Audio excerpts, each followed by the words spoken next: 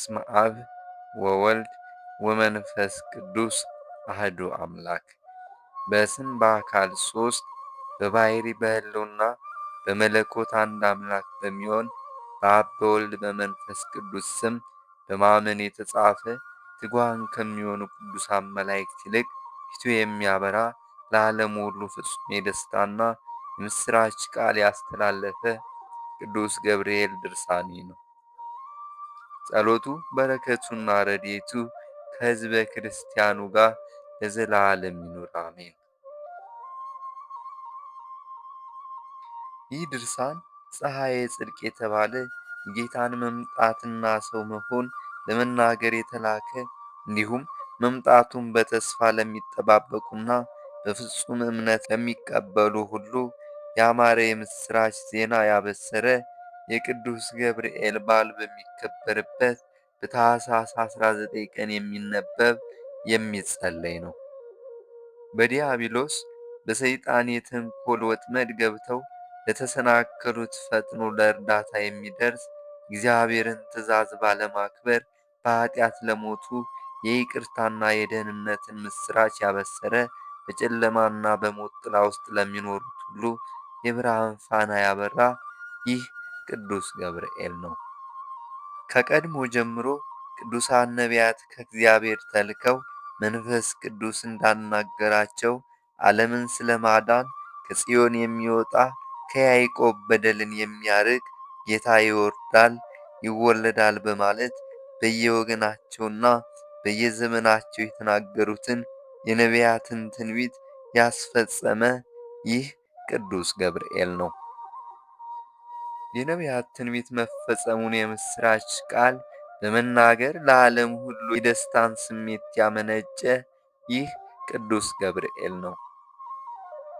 የጨለማ አበጋዝ በሚሆን በሰይጣን በዲያብሎስ ተንኰል ከእፉኝት መርዝ የሚከፋ በሰው ልቦና ውስጥ አድሮ የነበረውን የሐዘን ስሜት ያጠፋ ይህ ቅዱስ ገብርኤል ነው። ሔዋን ከእግዚአብሔር ዘንድ አምጠሽ ተጨንቀሽ ውለጂ፣ ከወለድሽም በኋላ ፈቃድሽ ወደ ባልሽ ይመለስ፣ ለሱም የትእዛዙ ሁሉ ተገዥ ሁኚ የሚል ቃል ስለሰማች ደነገጠች። የሔዋን ልጅ ማርያም ግን በብርሃናዊ መልአክ በገብርኤል አስደሳች የብስራት ቃል ከእሷ ሌላ ማንም ሊያገኘው የማይችለውን ጸጋና ክብር ልዕልናም ስለተጎናጸፈች ያለ ዘርዓ ብእሲ በድንግልና ጸንሳ ያለ ሕማም ያለ ጭንቅና ያለ ችግር በድንግልና ወለደች። በአታላዩ መልአክ በሰይጣን የተንኰል ቃል የጨለማ መጋረጃ በዓለም ላይ እንደተዘረጋ ሁሉ በእውነተኛ መልአክ ቅዱስ ገብርኤል የምሥራች ቃል በዓለሙ ሁሉ የሕይወት ብርሃን ስለበራ ጨለማው ተወገደ። በመላእክት አለቃ በቅዱስ ገብርኤል ቃል አስደሳች ዜና የተነገራት እመቤታችን ማርያም ሁልጊዜ ንጽሕትና ቅድስት ናት። ስለሆነም ነውር ነቀፋ አለባት ተብሎ ሊነገር የማይቻል ነው። ዓለም በሐዘን ማዕበል ተውጦ በነበረበት ጊዜ አስቀድማ በገብርኤል አንደበት የደስታን ቃል የሰማች የወገናችን ክብር የምትሆን እመቤታችን የተዳደፈችበት ጊዜ ፈጽሞ የለም አይኖርምም። እግዚአብሔር የባሕሪ ልጅ ከእሷ መወለዱንና እርሷም ወላዲተ አምላክ መሆኗን ያመንን እኛም የሰው ልጆች ሁሉ የማያልፍና የማይጠፋ የደስታዋ ተካፋይ ሆንን። ማርያምስ በመልአኩ በገብርኤል ቃል የደስታን አክሊል የተቀዳጀች ናት።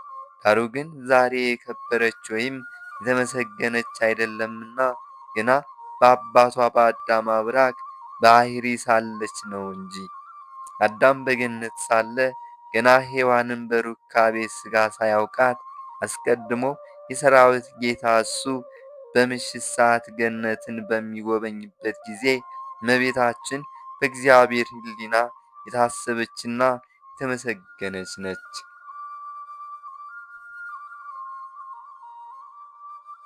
ያን ጊዜም እግዚአብሔር በኦሪት እንደተናገረው እንግዲህ ከአዳም ከእኛ እንደ አንዱ ሆነ አለ። ይህንንም የተናገረው ስለ አዳም አልነበረም።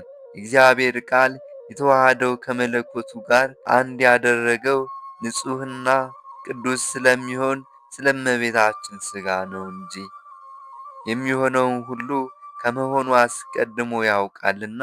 ስለዚህም ንጽሕት ቅድስት የምትሆን የአዳም ልጅ ማርያምን ንጹሕ ሥጋዋን የሚለብስ ከሦስቱ አካላት አንዱ አካል ስለሆነ እንግዲህ አዳም ከእኛ እንዳንዱ ሆነ አለ። አዳም ግን ከሦስቱ አካላት እንደ አንዱ አካል አልሆነም። እግዚአብሔርን ትእዛዝ በመተላለፍ እንዳይበላ ከተነገረው ዕፅ ከበላ በኋላ እሱና ሚስቱ ለብሰውት የነበረውን ብርሃን ስለተገፈፉ የበለሲቱን ቅጠል አገጣጥመው መልበስ ግድ ሆኖባቸዋልና።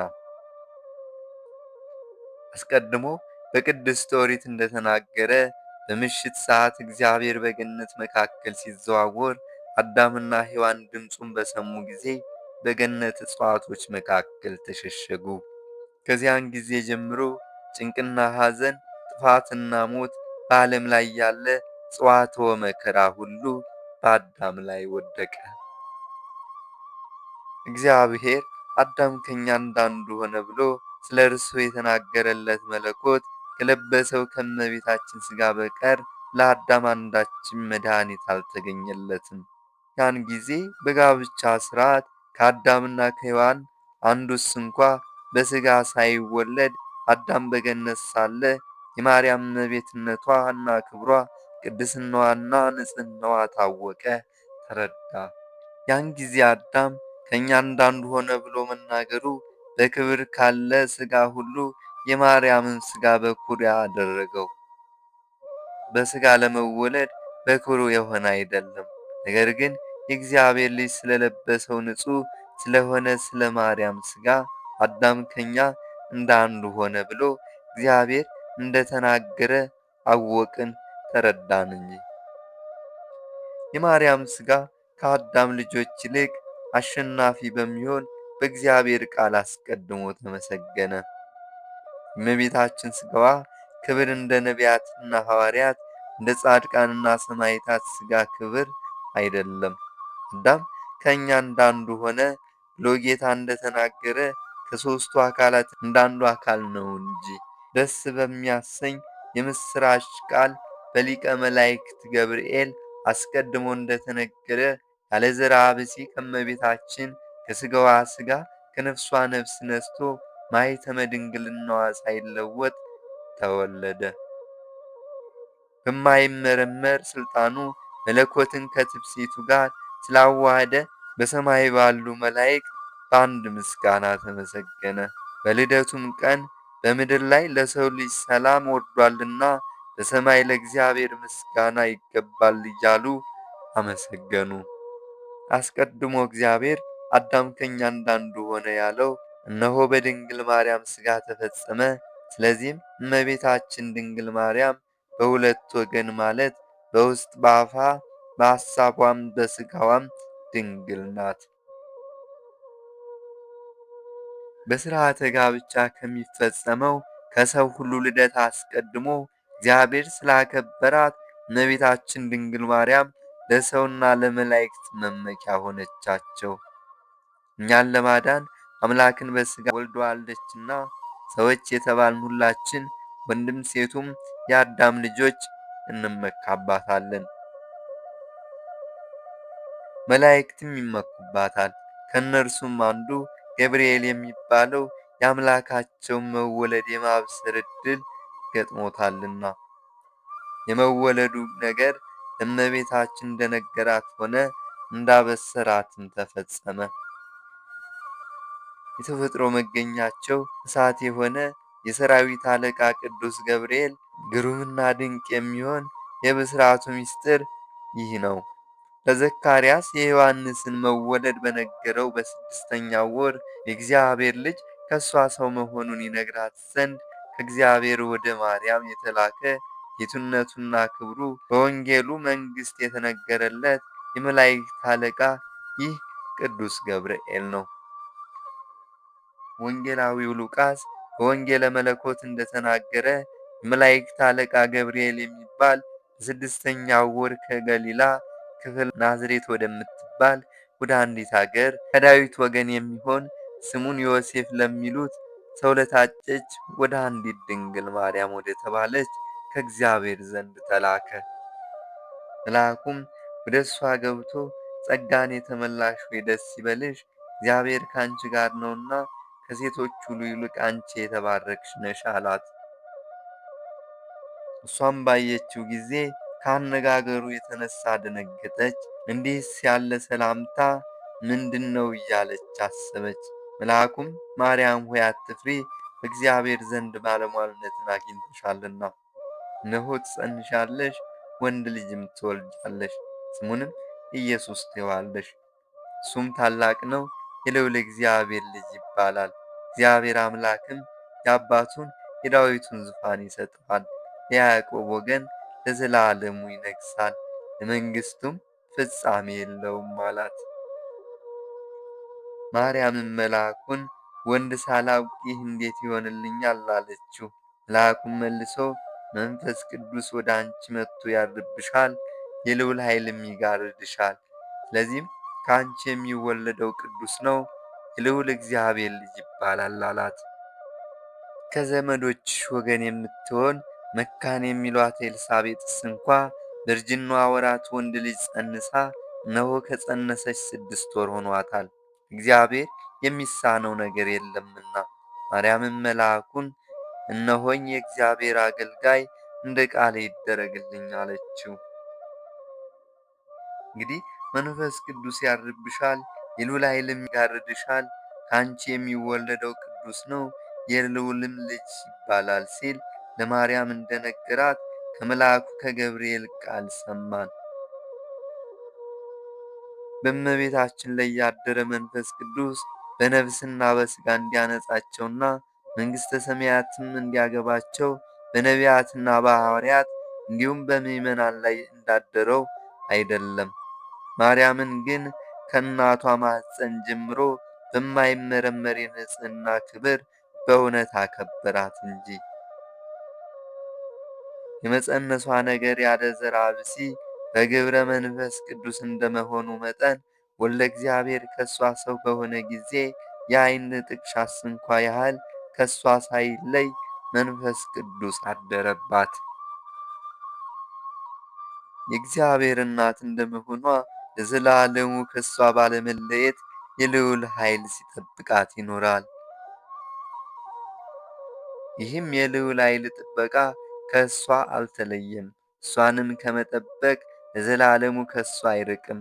ወልድ ያለ ዘርዓ ብእሲ ከእሷ ተወልዷልና በነቢዩ ዳንኤል እንደተናገረ የሰው እጅ ሳይነካው ከተራራ ተፈንቅሎ የወረደው ደንጊያ ምስሉን ፈጨው፣ ቀጠቀጠው። ያ ምስልም እንደ ትቢያ ሆነ። ምስሉን የቀጠቀጠው ደንጊያም ታላቅ ተራራ ሆኖ በምድር ላይ መላ። ደብር የተባለችውም ሥጋዊ ፈቃድ በሚሆን ዋዛ ነገር የሰው እጅ ሳይጨብጣት እብነ ሕይወት የተባለ ጌታ ከእሷ የተወለደ ማርያም ናት። ወልድም ከእሷ ከተወለደ በኋላ ጸጋው ኃይሉና ፍቅሩ ከእርሷ አልተለየም። መፈራቱና መወደዱም በላይዋ እጥፍ ሆኖ አደረ እንጂ። ስለዚህ ማርያም በሁለት ወገን ድንግል ናት እንላለን። ማለት በሥጋዋ ድንግል ናት፣ በሐሳቧም ድንግል ናት። ልዩ ሦስት የሚሆኑ የሥላሴ ፈቃድ በእሷ ላይ አድሯልና። ከእግዚአብሔር ፈቃድ ውጭ የሆነ ሥጋዊ ፈቃድ በሥጋዋም በሐሳቧም እንዳይቀረጽ ጠበቃት። እንግዲህ በዚህ በቅዱስ ገብርኤል ቃል የማያልፍ የደስታ የምሥራች ዜና አስቀድማ የሰማች ማርያም ይህች ናት። ለዳንኤል ራእይን የገለጸለት ይህ ቅዱስ ገብርኤል ነው። እኔ ዳንኤል በሱ ሳለው ዓይኔን አቅንቼ ስመለከት አንድ ጠቦት በኡባል ወንዝ መካከል ቆሞ አየሁ። ረጃጅሞች ቀንዶች አሉት፣ አንዱም ቀንድ ከሌላው ይረዝማል። የሚረዝመውም በኋላ የበቀለው ነበር። ጠቦቱም በምዕራብ፣ በሰሜን፣ በደቡብ በኩል ያገኘውን ሁሉ በቀንዱ ይዋጋ ነበር። አራዊቱም ሁሉ ሊቋቋሙት አልቻሉም። ከሱ ሊያመልጥ የሚችል አልነበረም። የፈለገውን አደረገ፣ ኃይሉንም አሳየ። እኔ ዳንኤል በሱሳ ጸሎት እያደረግኩ ሳለሁ በደቡብ በኩል ምድርን ላይ ነካ። የፍየል አውራ ሲመጣ አየው። ለዚህም የፍየል አውራ በዓይኖቹ መካከል ታላቅ ቀንድ ነበረው። ቀደም ሲል በወንዙ መካከል ቆሞ ባየሁት 2 ቀንድ ባለው ጠቦት ላይ በኃይል ተነሳሳበት። ፈጥኖም ደረሰበትና ጠቦቱን መታው፣ ቀንዶቹንም ሰባበራቸው። በዚህ ጊዜ በውባል መካከል ገብርኤል ብሎ ጠራና ይህንን ራእይ አስረዳው የሚል የሰው ድምፅ ሰማሁ። ከዚያም መጥቶ በአጠገቤ በቆመ ጊዜ ደንግጬ በግንባሬ ወደቅሁ። እሱ ግን የሰው ልጅ ሆይ አስተዋልክን? ተረዳህን? አለኝ። የዚህ የራእይ ጊዜ ገና አልተፈጸመምና በተናገረኝም ጊዜ ደነገጥኩና በግንባሬ ተደፋሁ። እሱ ግን እጄን ይዞ አቆመኝና እንዲህ አለኝ፣ በኋላ ዘመን የሚደረገውን እነሆ እነግርሃለሁ፣ የሚፈጸምበት ጊዜው ገና አልደረሰምና። ቀንድ ያለው ያየኸው የበግ ጠቦት የፋርስና የሜዶን ንጉሥ ነው። ሌላውም ያየኸው የፍየል አውራ የኤሌኖን ንጉሥ ነው። በቀንዶቹ መካከልም ያየኸው ታላቅ ቀንድ ከቀንዶቹ በታች የተቀመጠው የመጀመሪያው ንጉሥ ነው። 4 ነገሥታት ይነሳሉ። የሚነሱትም በኃይላቸው አይደለም፣ በመንግሥታቸውም ፍጻሜ ኃጢአታቸው ትፈጸማለች። ከዚህ በኋላ ኀፍረት የሌለውና ምሳሌ የማይገኝለት ንጉሥ ይነሳል። ልዩ ልዩ ነገሮችን ደምስሶ መንግሥቱን ያጸናል። በጽኑ ኃይሉ ጽኑዓን የሚሆኑ ቅዱሳን ሕዝብን ያጠፋል። ያገዛዙን ቀንበር ያከብዳል። በሥልጣኑ ይመካል፣ በልቡም ይታበያል፣ ብዙዎችንም ያጠፋቸዋል። እንግዲህ አንተ ይህንን ራእይ ለብዙ ዘመን ተጠንቅቀህ ጠብቀው አለኝ። ዳግመኛም ራሱ ዳንኤል ጸሎት በማደርስበት ጊዜ ቀድሞ ሲበር ያየሁት ሰው ገብርኤል መጣ ብሎ እንደተናገረ አሁንም ለዳንኤል የነገረው ይህ ገብርኤል ነው። እሱም በሰርክ መሥዋዕት ጊዜ ዳሰሰኝና ልብ አድርግ ብሎ በማስጠንቀቅ ዳንኤል ሆይ ዛሬ ጥበብን ልገልጽልህና ላስረዳ መጥቻለሁ። በመጀመሪያው ጸሎትህ ድምፅ ተሰማ። ስለሆነም ነግርህና ላስረዳህ መጣሁ። አንተ ተወዳጅ ሰው ነህና በነገሩ አስብበት። ያየውን ባለመዘንጋት ጠብቀው። ወገኖችህንም በሰባ ሱባዔ ተስፋ አስደርጋቸው፣ ቅጠራቸው። ቅድስት አገርንም ቅጠራት፣ ኃጢአትና በደል አመፃም ፈጽመው ይደመሰሱ ዘንድ። እውነት እስከ ዘላለም ትገለጻለች። የነቢያት ትንቢት ይፈጸማል። የቅዱሳኑም ቅዱስ ሰው ይሆናል፣ ይቀባል። ከቃሉም ማነጋገር የተነሳ የምትናገረውን ታውቃለህ። ኢየሩሳሌምም እስከ ንጉሥ ክርስቶስ ሰባ ሱባዔ ከ62 ተመልሳ ትታነጻለች። አደባባይዋና አካባቢዋም ይታደሳል፣ ዘመንም ይፈጸማል። ከ62 ሱባዔ በኋላ በሚመጣው ንጉሥ ፍርድ ይጓደላል፣ መብት አይጠበቅም። ቤተ መቅደስን ያፈርሳል፣ ሀገርን ያጠፋል። በጥፋት ውኃ ይጠፋሉ፣ ጨርሰው እስኪጠፉ ድረስ እየተዋጉ ያልቃሉ። ሱባዔዎች በብዙ ሥርዓት ዓይነት ይፈጸማሉ። መሥዋዕት ያልፋል፣ ፈጥኖ ይጠፋል። የብዙዎች ሥርዓት ግን ለአንዱ ሱባዔ ተኩል ይጸናል። በመቅደስ ውስጥ ያረከሱት ሁሉ ይጠፋል። የመሥዋዕት ሕልውና ያልፋል፣ እስከ ዘመናትም መጨረሻ ለጥፋት ይሰጣል። እነሆ ሄኖክ ስለ እሱ የተናገረለት ገብርኤል ይህ ነው። እግዚአብሔር የመላእክት አለቃ ቅዱስ ገብርኤልን ወደዚህ አመንዝራዎችና እንዲሁም የተናቁና የተጠሉ ወደ ዘማውያን ልጆች ሂድና እነሱንም ለኃጢአት የሚገዙትንም ልጆቻቸውንም ከሌሎች የሰው ልጆች ለይተህ አጥፋቸው አለው። ዳግመኛም ሄኖክ ስለ ገብርኤል ስለ ኪሩቤል ሲናገር ከቅዱሳን መላእክት አንዱን በገነት በምንጮቹም አጠገብ ኪሩቤልንም አየሁ። ከመናፍስት ጌታ በአራቱ ማዕዘን የተመደቡና የተሰየሙ 4 ገጻት ነበሩ። እነሱም በእግዚአብሔር ፊት ሲያመሰግኑ የምስጋና ቃላቸውን ሰማሁ አለ። ሦስተኛም በመናፍስት ጌታ ስም በምድር ለሚኖሩ ሁሉ ሲጸልዩ ሲለምኑና ሲማልዱ ድምፃቸውን ሰማሁ። ሦስተኛውም ከሰራዊት ሁሉ በላይ የሚሆን ቅዱስ ገብርኤል ነበር። ቀድሞ በነቢዩ በዳንኤል ረቂቅ ምስጢር በተገለጠለት በሄኖክና በመለኮት ወንጌል እንደተነገረው የገብርኤል የምስጋናው ቃል ነው። ዳግመኛም ቅዱሳንን ለመርዳት እንደተላከ ከሰማዕታት መጽሐፈ ገድል ያገኘነውን ከቅዱስ ገብርኤል ከብዙ ምስጋናው ጥቂቱን እንጽፍላችኋለን። ሄሮድስ ዮሴፍና ኒቆዲሞስን ጽኑ ቅጣት ሊቀጣቸውና ሊገድላቸውን በመከረ ጊዜ ሊያድናቸው የተላከ ይህ ቅዱስ ገብርኤል ነው። እነሆ የእግዚአብሔር መልአክ ገብርኤል ወደ እነርሱ ወርዶ መልካም መዓዛ በተሞላበት ክንፉ ሰወራቸው። ያም ቦታ በታላቅ ብርሃን ተሞላ። ከተንኰለኛዋ ከሄሮድያዳ እጅ የመጥምቁ ዮሐንስን ራስ ነጥቄ ወስጄ ከዓለም የለየሁት እንዲሁ ዓመፀኛ ሄሮድስን ቀስፌ ተረድቶ እንዲሞት ያደረግሁ እኔ ገብርኤል ነኝ ሲል ነገራቸው። ገላውዲዮስን የተቃወሙትንና የተጣሉትን ወደ ሀገሩም እንዳይሄድ የከለከሉትን ጠላቶቹን ፈጽሞ እስኪፈጃቸውና እስኪያጠፋቸው ድረስ ለገላውዲዮስ ሰይፍ የሰጠሁት የመላእክት አለቃ እኔ ገብርኤል ነኝ። በውስጧ የግብፅ ባሕር ምልክት ስዕል ያለባት ኔቅሎን ከሚባል ቦታ ከተሰራች ቤተ ክርስቲያን ከምህዋሩ ከመዛነቢያው እንጨት ተአምራቱን ያሳየ ይህ ገብርኤል ነው። ከዚች እንጨት በቅዳሴ ጊዜ እንደ ላብ ያለ ውሃ ይታያል። ይኸውም በዚያች ዓመት ጥጋብ የሚሆን ከሆነ ከእሷ የውሃ ነጠብጣብ ይታያል።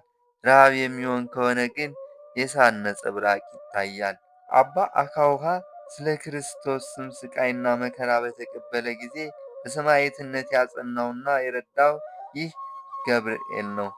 እናንት የቤተ ክርስቲያን ልጆች ሁላችንም ቅዱስ ገብርኤል በብርሃናውያን ክንፎቹ እንዲሰውራችሁ በአማላጅነቱ ከሰይጣን ወጥመድ እንድታመልጡ የመታሰቢያውን በዓል ሰምታችሁ ታከብሩ ዘንድ አስደሳች መልአክ ከሚሆን ገብርኤል ከብዙ ምስጋናዎቹ ጥቂቱን ጻፍንላችሁ። ልመናችሁን ከኃያላን ጌታ ዘንድ ያደርስላችሁ። በእስራኤል ዘንድ የተመሰገነ ጌታን በመማለድና በመስገድ ኃጢአታችሁን ያስተሰርይላችሁ። በቅዱሳኑ ላይ አድሮ የሚኖር ወደ ሕያው አምላክ በመዓልትም በሌሊትም ጸሎታችሁን ያሳርግላችሁ። የዕጣናችሁን መዓዛ በሰማይ ካሉ ካህናት ማዕጠንት ጋር ይደምርላችሁ። በዓሉን እያከበራችሁ በቀና ጎዳና ይመራችሁ ዘንድ የመላእክት አለቃ የሚሆን ቅዱስ ገብርኤል የምስጋናው መታሰቢያ የምትሆን ይችን መጽሐፍ ላነበው ኃጥአን በደለኛ የምሆን ከኔም ቸርነቱና ይቅርታውን እንዳያርቅ መላእክትን የፈጠረ የሁሉ አባት የዓለም ጌጥ ወደሚሆን ፈጣሪ ለምኑልኝ። ወገኖቹ ሁሉ የዘላለም ሕይወትን ይወርሱ ዘንድ ከስህተት ጎዳና የሚጠብቁ ጽኑዓንና ኃያላን በሚሆኑ መላእክት ሥልጣን ይጠብቀን። በፍጹም ልቦናቸው እሱን የሚያመልኩ ከኔ አስቀድመው የነበሩትን አበው ትጉሃንና ኃያላን በሚሆኑ መላእክት እጅ እንደረዳቸው እኔንም እናንተንም እንዲሁ ይርዳን። ስለ ቅዱስ ሥጋውና ስለ ክቡር ደሙ ኃጢአቴን ይቅር ይበል፣ በደሌንም ያጥፋ ይደምስስልን። ታላቅ ግርማ በሚመጣበት ጊዜ በፊቱ እንዳናፍር ባለሟልነትን እናገኝ ዘንድ ትእዛዙን ለመፈጸም ሕጉን ጠብቀን ለመኖር ያብቃን። በቸርነቱ ብዛት ከሰማያዊ አዳራሹ ያግባን። በሊቀ መላእክት ቅዱስ ገብርኤል ጸሎት እኛን አገልጋዮቹን ይጠብቀን። ልመናው አማላጅነቱ ከሕዝበ ክርስቲያኑ ጋር ለዘላለሙ ይሁንና የመላእክት አለቃ የቅዱስ ገብርኤል ተአምር ይህ ነው። ንግሥት እሌኒ በቅድስት አገር ወደ አሰራቻቸው አብያተ ክርስቲያናት እሄድ ዘንድ ጌታዬ ኢየሱስ ክርስቶስ አዘዘ። ከዛም ጌታችን ከተሰቀለበት ከተቀበረበትና ከተነሳበት ቦታ በደረስኩ ጊዜ ሰገድኩ። በዚያም ግራ ቀኝ እየተመለከትኩና ጌታችን ኢየሱስ ክርስቶስ ያደረገውን ታምራት እያደነቅሁ ሮማኖስ ከሚባል አበምኔት ዘንድ ደረስኩ። በደረስኩም ጊዜ ከእሱ ጋር ከመነኮሳቱ ተባረክን። እነሱም ፍቅርን በተመላ ታላቅ ደስታ ተቀበሉን። ከቤተ ክርስቲያንም ገብተን ጸሎታችንን ካደረስን በኋላ ተመልክተን የምንደሰትባቸው መጻሕፍት እንዲሰጠን አበምኔቱን ጠየቅነው። እሱም በፍጹም ፈቃደኝነት የቤተ ክርስቲያኑንና የቤተ መጻሕፍቱን መክፈቻ ሰጠኝና መጻሕፍትን ስመረምር በደብረ ዘይት የሐዋርያትን መሰብሰብ የሚያመለክት እንዲህ የሚል ጽሑፍ አገኘው። ሐዋርያት በደብረ ዘይት ተሰብስበው ሳለ ጌታችን ኢየሱስ ክርስቶስ ተገለጸላቸውና ረቂቅ ምስጢርን ነገራቸው። ሚካኤልና ገብርኤልም በማይመረመር ክብር ተከትለውት ነበር። ጴጥሮስም ጌታችንን አቤቱ የሕይወትን ቃል አሰማን፣ ሁሉን ነግረኸናልና አሁንም መልካቸው ያማረ እሊህ የተከተሉህ እነማን ናቸው ብሎ ጠየቀው። መድኃኒታችንም እንዲህ ሲል አስረዳቸው። እናንተ ከዓለሙ ሁሉ የመረጥኳችሁ ወንድሞቼ እኒህ ሁለቱ ወጣቶች ማለት ይህ በቀኜ ያለው ሚካኤል ሲሆን እሱም በፊቴ ቆሞ ለሰው ወገን ሁልጊዜም የሚለምን ነው። ይህም በግራዬ በኩል ያለው ገብርኤል ሲሆን እሱም መሐሪ ከሚሆን ከአባቴ ዘንድ ወደ ዓለም በተላከ ጊዜ ከድንግል ማርያም መወለዴን የመልካም ምስራች በግልጽ ያበሰረ ነው። ቀድሞም ለካህኑ ለዘካርያስ እዚያ ወራት ተገልጾ ወንድ ልጅ ይወለድልሃል ስሙንም ዮሐንስ ብለህ ትጠራዋለህ ባለው ጊዜ የአንደበት መዘጋትና ዝምታን ያሰፈነበት እሱ ነው። የጌታ ወዳጅ ዮሐንስም መልሶ ጌታዬና አምላኬ ሆይ ከመላእክት ወገን የመረጥካቸውና የሾምካቸው እኒህ ብቻ ናቸውን? ሲል ጠየቀው።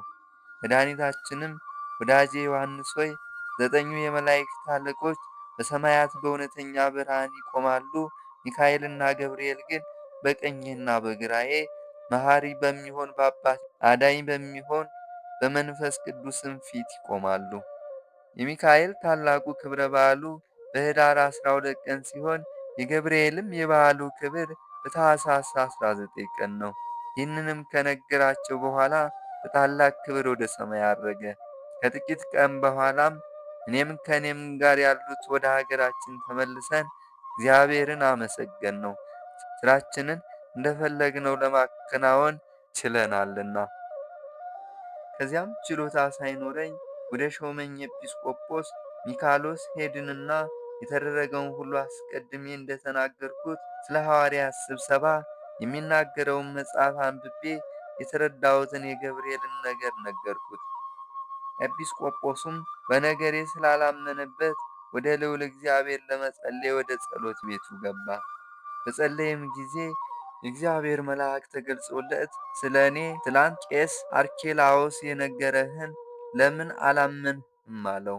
ኤጲስቆጶስ ሚካሎስም መልሶ አቤቱ ምክርን የምትለግስ አንተ ማነህ ቢለው መልአኩም እኔ የመላእክት አለቃ ገብርኤል ነኝ አለው።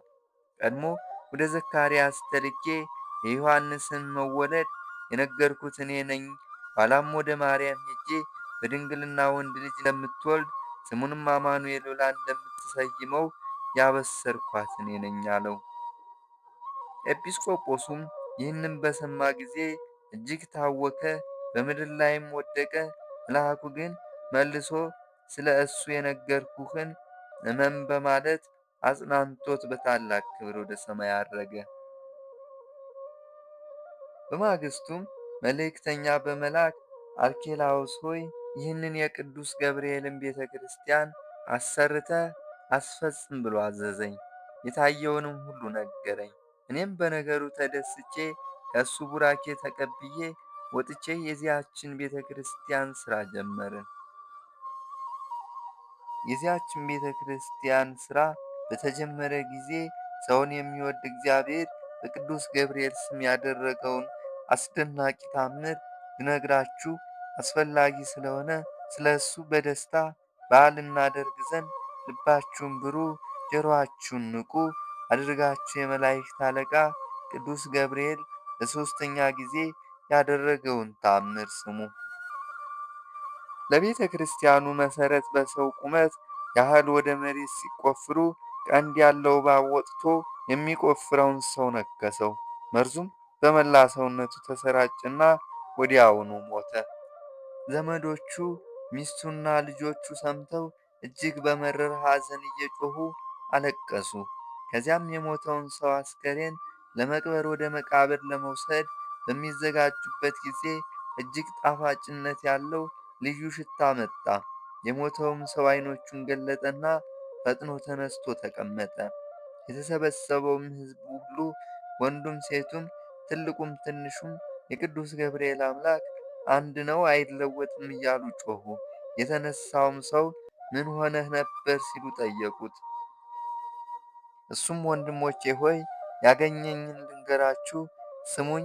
የዚህን ቤተ ክርስቲያን መሠረት ስቆፍር ቀንድ ያለው እባብ መጥቶ ቀኝ እግሬን ነከሰኝ። ከዚያም መልኩ የሚያስፈራ ሰው ረገጠኝና ሞትኩ። በዚያ ጊዜ ክንፍ ያለው የነገሥታት ልጅ የሚመስል ዕድሜው 18 ዓመት የሚሆን ወጣት ያን የሚያስፈራ ጥቁር ሰው አባረረው። እኔም እሱ ማን እንደሆነ በጠየቅኩት ጊዜ ላስነሳህ ወደ አንተ የመጣው የመላእክት አለቃ የሚሆን እኔ ገብርኤል ነኝ ሲል መለሰልኝ አላቸው። ሕዝቡም ሁሉ ይህንን ሰምተው እግዚአብሔርን በታላቅ ቃል አስመሰገኑት። በቅርብም ሆነው ለመመልከት ሞቶ ወደ ተነሳው ሰው ዘንድ እንሂድ ተባባሉ። በሄዱም ጊዜ እባቡ ሞቶ ሰውየው ግን ድኖ ስላገኙት እግዚአብሔር በሊቀ መላእክት ቅዱስ ገብርኤል የሰጠውን የቸርነቱን ብዛት አደነቁ። ጸሎቱ በረከቱ ከአገልጋዮቹ ከሕዝበ ክርስቲያኑ ጋር ይኑር፣ ሕዝቦቹንም ይጠብቅ፣ አሜን።